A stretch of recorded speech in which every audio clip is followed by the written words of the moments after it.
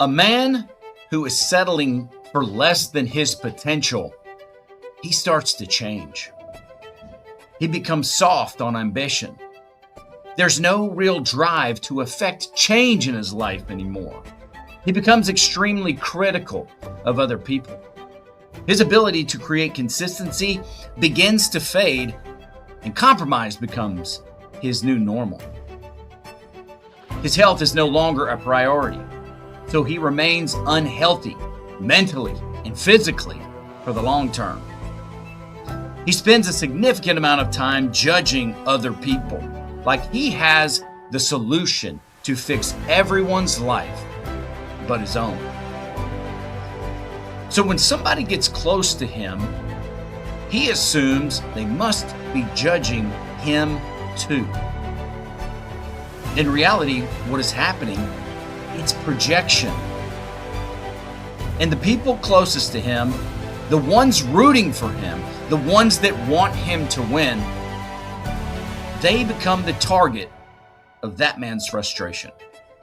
That's what we're going to talk about today on Man vs. Marriage, the podcast. We'll be right back.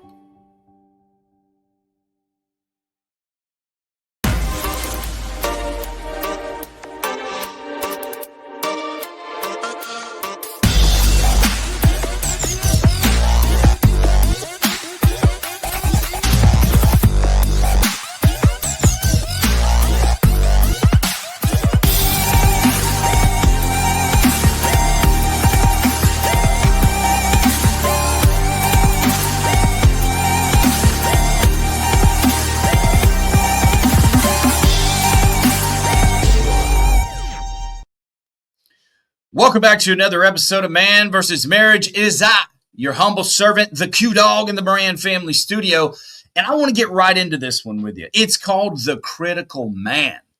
Misery loves company. So I want to talk to you about that today. And recently I came up with sort of an elixir to help myself, because there are people in my life that seemingly think and speak the worst about me when I'm not around. And it happens to us all. And I had to come to the realization that sometimes those particular guys and gals in your life, they're miserable. So what does that mean for you? Well, if you know someone in life that is consistently ridiculing others, especially when other people are not around, you can guarantee they're ridiculing you as well. Now, here is the truth, or the elixir that I spoke of earlier. There isn't enough ridicule to cover your misery. There's not enough ridicule to wash away your regret and frustration for what you are settling for in life. So what do? You turn to criticizing other people. And that is something that can be very dangerous if you allow those people's voices to have weight in your life. Now, I'm not here to say that you can't receive constructive criticism, but ultimately you've got to look at the life of that other person, not in a judgmental way, but what is the fruit? What is the fruit on the tree? Or is the tree simply just full of leaves and there is no fruit? And that tells you therein lies a problem. So what does it mean to be soft on ambition? What does it mean to be soft on ambition and it leads to projection? I think that's a great question. I've talked to people recently and just told them about things that I do in order to challenge myself. One of my colleagues at work, we were talking about the cold shower challenge. And he's like, I could never do that. And I said, a matter of fact, I believe you can, because it starts with a decision to do it. And it's miserable. There have been some challenges where I stay under the water for 5 minutes, some where I stay under for 2 minutes. And you know what? It started out with me being apprehensive to go all in. And let me tell you, it makes it that much more difficult. But being in this place of the ridiculing man, what you are doing, and look, I've been guilty of this myself, especially years ago before I redefined who I wanted to be. Remember, I've told you that life is about who you are becoming. So ask yourself, pause the recording right after this, and ask yourself, look in the mirror if you have one close by and say, so-and-so, for me, I say, Quincy, who are you becoming? Because if you don't know the answer to that, it's likely you may be Mr. Ridicule Man, and you may not know it. That's why I challenge you to take a step back, to observe your thoughts and listen to the things that generate reactions in you. But when you get to the point of compromise being your new normal, when you get to the point of settling rather than performing to your full potential, your ambition starts to erode. And therein, that is the principle that makes you soft. And so you start to make excuses about why you cannot do this, why you cannot do that, and why the only thing you need to fix is X, Y, or Z in your life. But rather, there is something inside of you that knows that you are not living up to your fullest potential because you've gotten comfortable. And since you've gotten comfortable, your ambition starts to decline. Look, if we're not all intentional about it, it happens to us all. I didn't read that in a book somewhere. I'm here to tell you that is what I know vis-a-vis testimony. That's my testimony. Now, here's the challenge. And let's go back to the cold open that I wrote. I think there's some great lines in there. That's why I shared them with you. So there's no real drive to affect change. And misery loves company. So the more you start to be critical of other people and you find people that will join in on the conversation, you start reinforcing what you believe to be the truth. But settling is a dangerous virus for us all. And like a cold, it gets harder and harder to cure. I mean, we have sent people to the moon. We can do operations with robots from miles and miles away. But we're having challenges with the common cold. And I would say that Mr. Ridicule Man, he's got a virus that he needs to pay attention to. So here's what happens in a man's life who is settling. He starts to make excuses about why he doesn't want to do or what he's not doing, and then he will look to blame other people. He will say, I can't because of this. I can't because of that. I can't change my attitude because my wife keeps acting like X, Y, or Z.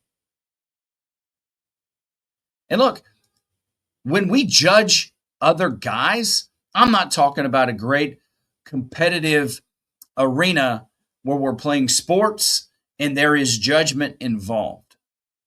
But when we seek to ridicule and run others down because we are unhappy with our own life, that's destructive. It doesn't only hurt that person, but it reinforces the negative loop that is in your life. And then it creates a lens that you look through everything with. Because if you look hard enough, if you look long enough for the negative in situations, you'll get better at finding what you believe those situations are. And it's called a negative bias, confirmation bias. It may not even be the case, but you will begin to settle for that and you'll look for it and you'll see it. Now, the thing about projection is really difficult. I've been through this personally myself, where I'm very disappointed and my wife is coming along asking me if she can help me with something. And so I lash out at her in some emotional, explosive rendering because I'm so frustrated. I don't know And I could be frustrated with myself. Maybe I just got on the scale. I've been struggling with my weight. And then she comes in to talk to me about wanting to go to dinner. And I throw that frustration all over her. I treat her out of the place where I'm at because maybe I'm not showing up for me. Is there anybody here listening that can identify with that situation? Maybe you're frustrated about work and you come home and the kids are like, Dad, let's do this. Dad, let's do that. And you just roar like a lion at them because you brought work home with you. You're projecting your frustrations from another situation onto the people that are closest to you. That's what the ridiculing man does. Here's the thing. It's a simple exercise, but when I was in Living Life by Design, they gave you a qualifier. Now, I didn't know it was a qualifier, but they gave you a qualifier.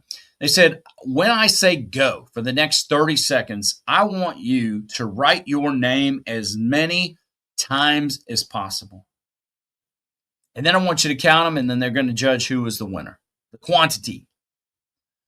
So we went, started writing. I was writing Quincy just as fast as I could, as legible as possible, because I think that was one of the requirements. It was over. I lost. I made a joke, but it was telling of my internal dialogue. I said, too bad my name wasn't Bob, because I was trying to slough off, or I was trying to deflect because I wasn't the winner. And they quickly pointed that out.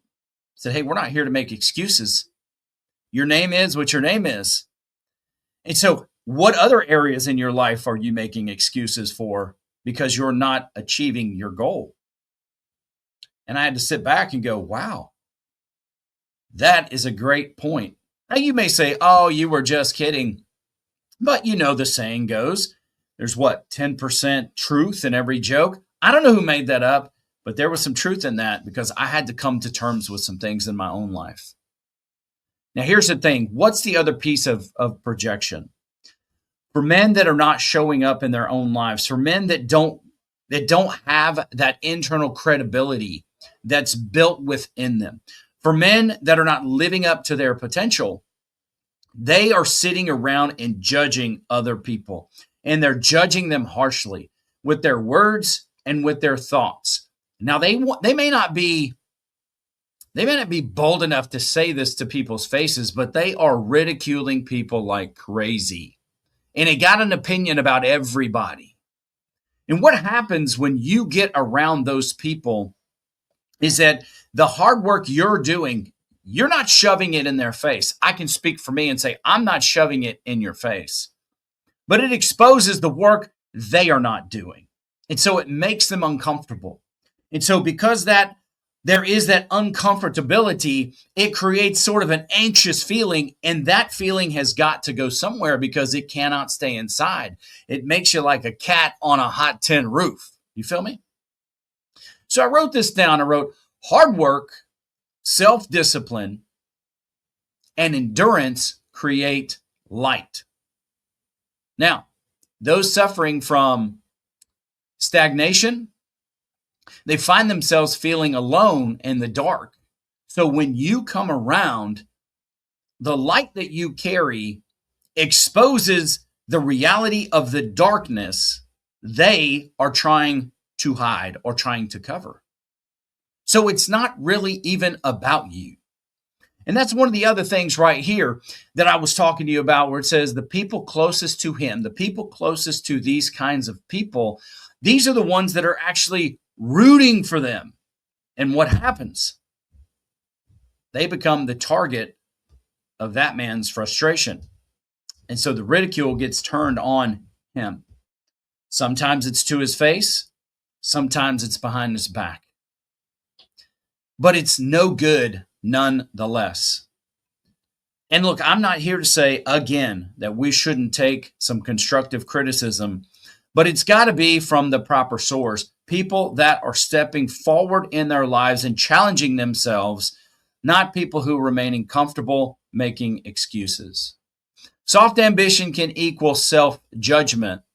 And this will lead to projection. It creates a lens, like when you put different types of lenses on cameras, it creates a lens by which we see a new reality. But the fact is, that's not exactly what it looks like. Have you ever heard of rose-colored glasses? Yeah, when you stick those on, the world's not rosy, but you're looking through that lens, so it's how you see everything. And it's not that that's the real world. It's how we design the lens so that we don't have to take responsibility for who we are and what we are doing. So it alters reality. And then you get that confirmation bias, and it creates this ugly loop. The hard thing is that when we start to lash out at those people that we love, the people that are closest to us, that creates pain and animosity, hurt feelings, and that can create cracks and fractures in your relationship. So I want to talk to you here about what we are going to do. And look, maybe you find yourself like me. Maybe you're at the point right now you found this podcast because you may be a bit miserable. And you're like, dude, what do I do about this? I'm going to help you with that. I started off the program talking about something that's very valuable, something that we underestimate, something I underestimated for way too long until I found out the truth and the power and the authority that it carries. And what is that? It's this truth. Please listen to me. Listen to me on this one, and don't allow the simplicity to undervalue what I'm going to tell you. Who you are is not who you have to be.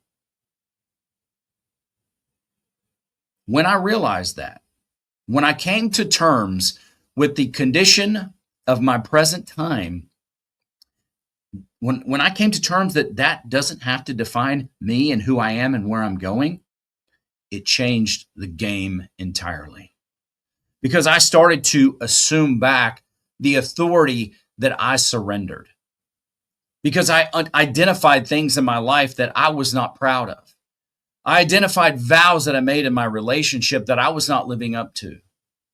I identified priorities in my life that a good husband and a good father would have aligned, and I did not. I was out chasing something else for personal validation, and it wasn't working. So that is where the step begins.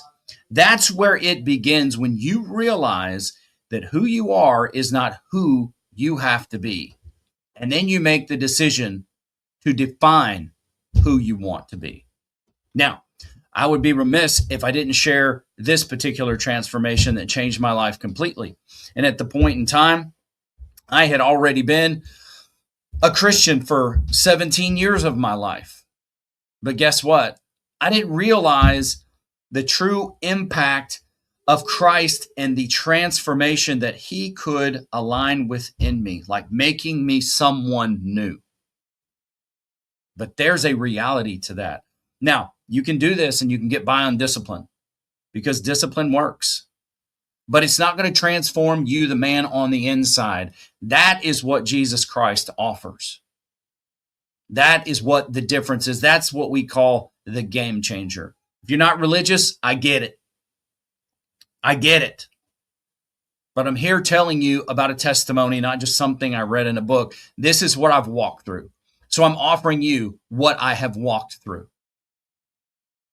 And therein lies the difference. I want to caution you because there is a cost when it comes to refusing change. And look, both sides of change include suffering.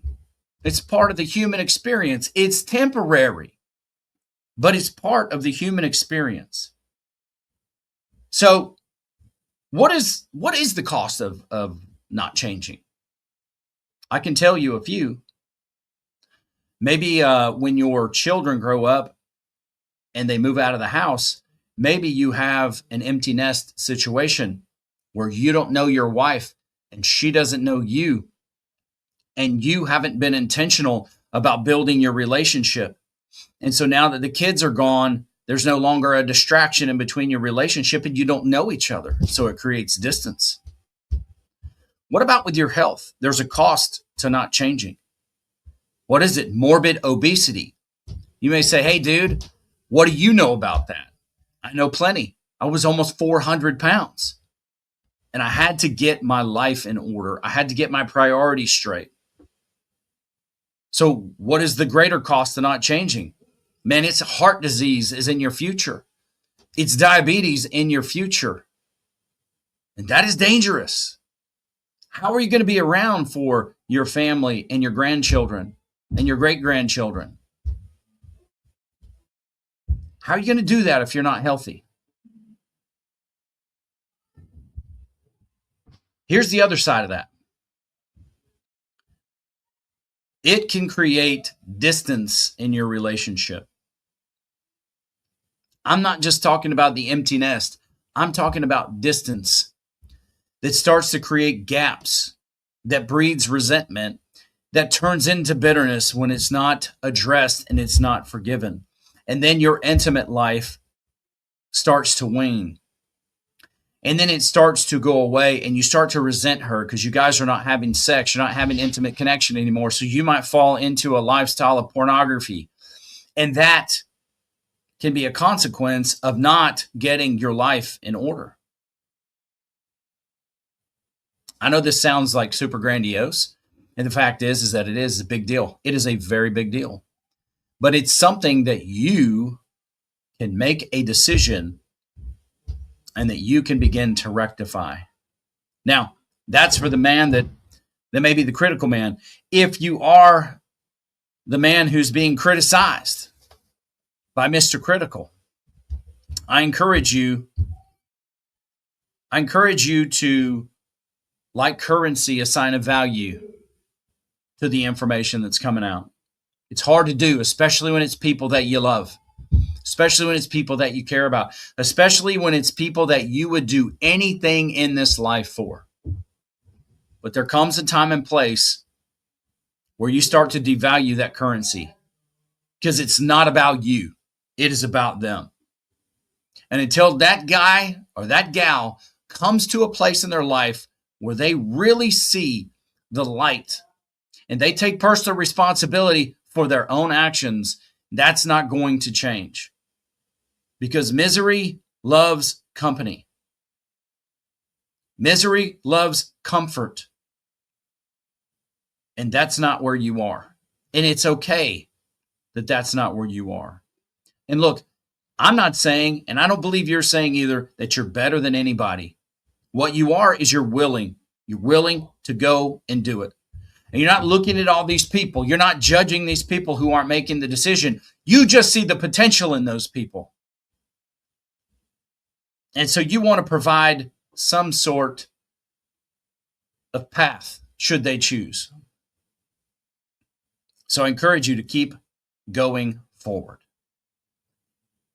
Remain moving forward. Continue to challenge yourself. I'm big on having pure intentions and pure motivations and surrendering my ambition to the good and perfect will of Jesus Christ.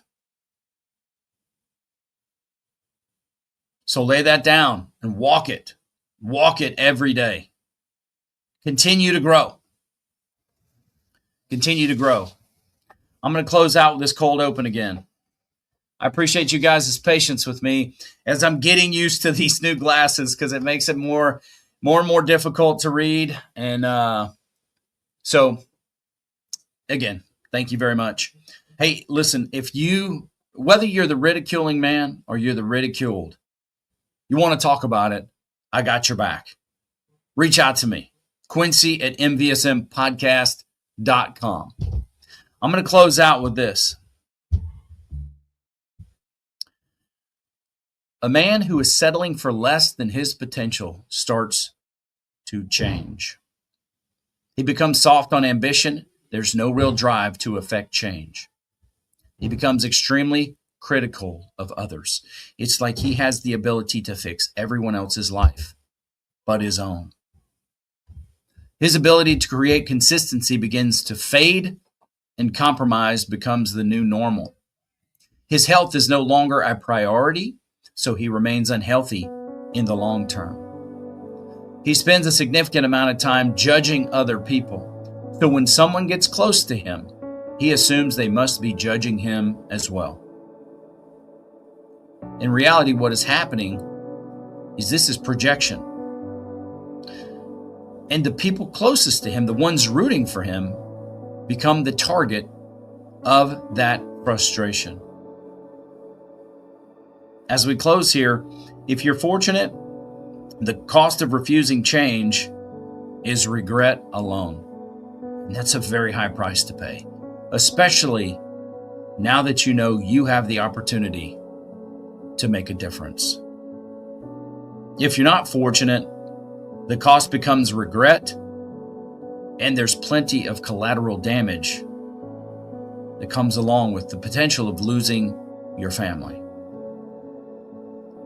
And whether you're religious or not, that is your first ministry. That family has been entrusted to you. So what you do with that is up to you, because now you know. Now you know. And I'm here because I've lived this. Ed Milet has a great saying.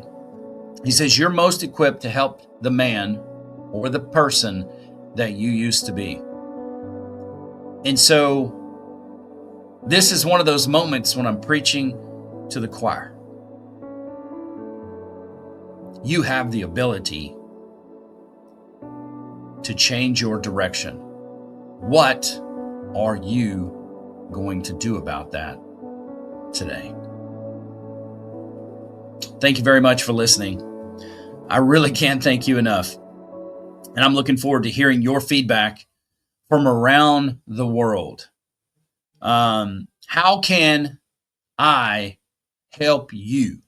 Let me know. Quincy at Manvsmarriagepodcast.com. For those of you not checking out, the YouTube or the Rumble, it's pretty awesome.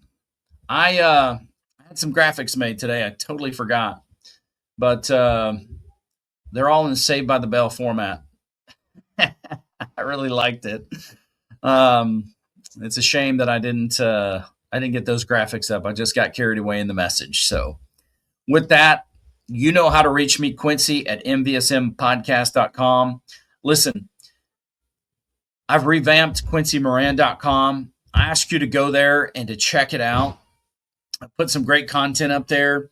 And soon, and very soon, I'm going to be launching something called Family Famous, teaching you how to be famous where it matters the most. And that is in your own home. And I'm thrilled to bring that to you as a podcast, but also as a book. So be ready. Make ready. The Q Dog is coming to town. God bless you. Remember Galatians chapter 6, verse 9 through 10. And I'll paraphrase it here. Do not grow weary in doing good, but in due time you will reap a harvest. Continue doing good, my people. That's it for now. Quincy Moran signing off for Man vs. Marriage, the podcast.